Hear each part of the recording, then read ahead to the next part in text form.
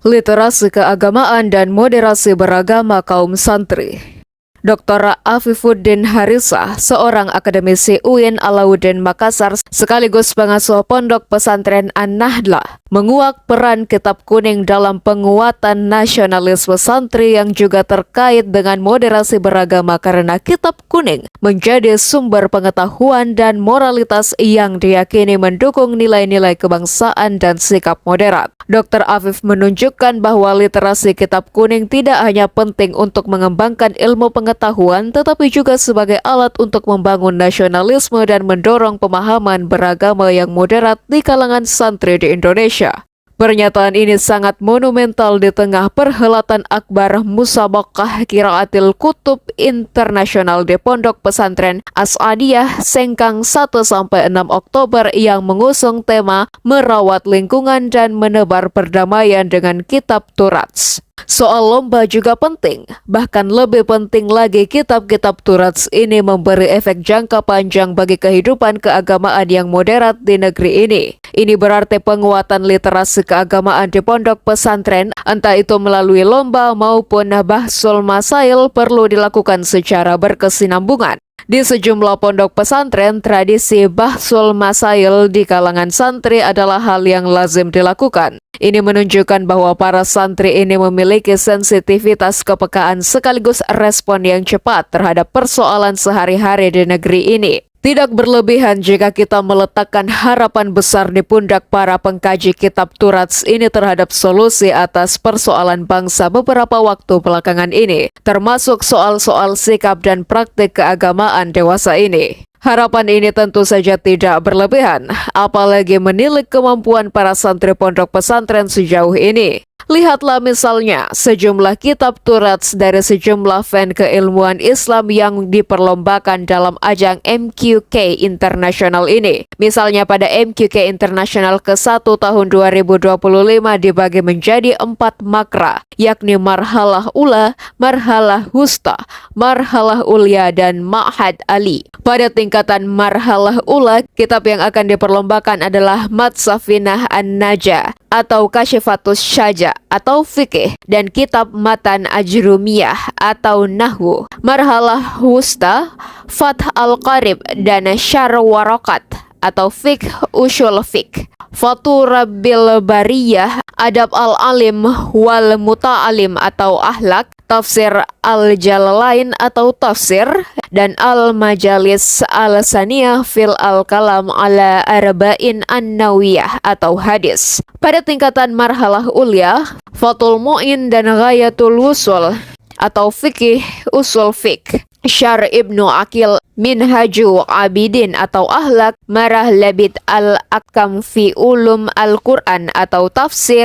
Ilmu Tafsir, Ilmu Hadis Riyadus Syalihin atau Manhaj Zawi An-Nazar atau Hadis, Syar Ummul Barahim atau Tauhid, Muqaddimah Ibnu Khadun atau Tarikh.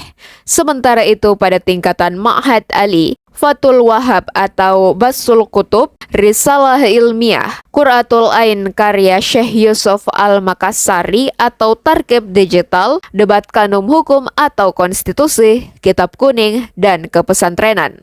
Menilik sejumlah kisah kitab Turats yang akan diperlombakan ini menunjukkan bahwa literasi keagamaan dan moderasi beragama pada kaum santri merupakan upaya penting untuk mengembangkan pemahaman dan praktik ajaran agama yang toleran, serta menumbuhkan rasa cinta tanah air dan sikap anti kekerasan. Literasi keagamaan santri tidak hanya terbatas pada studi teks keagamaan, tetapi juga meliputi pengembangan keterampilan seperti membaca, menulis, berdiskusi, dan bahkan menghasilkan karya sastra untuk menyebarkan nilai-nilai positif. Sementara itu, moderasi beragama di kalangan santri diwujudkan melalui sikap tawasud atau jalan tengah atau i'tidal atau objektif, tasamu atau toleran, musyawarah, serta anti kekerasan yang semuanya tertanam kuat dalam tradisi pesantren sejak lama. Relasi literasi keagamaan dan moderasi beragama melalui pengkajian kitab Turats oleh para santri ini menjadi signifikan sebagaimana dicatat Dr. Afif bahwa di tengah ancaman ekstremisme yang masih menghantui, literasi keagamaan memberi pesan bahwa penguasaan teks klasik mampu memperkuat daya kritis, toleransi dan kebijaksanaan. Menguasai kitab kuning tidak boleh dipandang sebelah mata. Ada yang menilai kitab kuning sebagai karangan jadul ulama tempo dulu sehingga dianggap tidak relevan dengan zaman. Padahal justru dari kitab inilah lahir warisan intelektual yang memandu umat menghadapi perubahan sosial dan problem kemanusiaan sepanjang sejarah. Santri yang serius mempelajarinya bukan hanya menghafal teks tetapi menyerap cara berpikir yang jernih, kritis, dan penuh kebijaksanaan. Kitab Kuning dan Moderasi Beragama.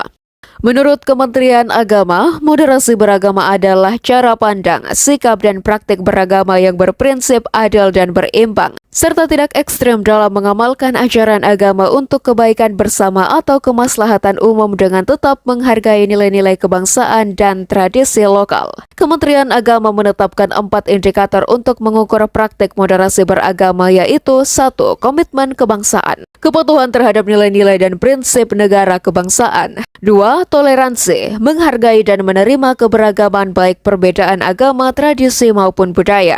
Yang ketiga, anti kekerasan, menolak segala bentuk kekerasan yang mengatasnamakan agama. Dan 4.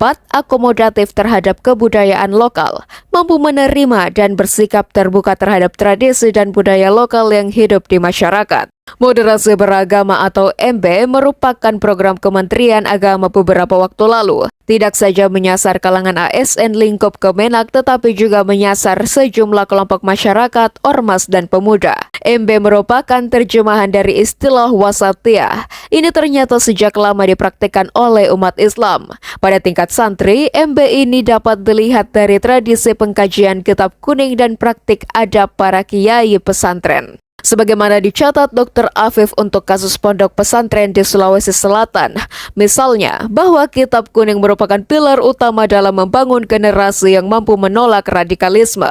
Di lembaga-lembaga ini, kitab dibaca tuntas, dipahami secara mendalam dan diperdalam melalui metode sorongan, bandongan, musyawarah, hingga halakah. Proses ini melatih santri untuk bersikap teliti, kritis sekaligus kontekstual. Hasilnya lahir pemahaman yang tidak kaku melainkan fleksibel serta menjunjung tinggi nilai kemanusiaan.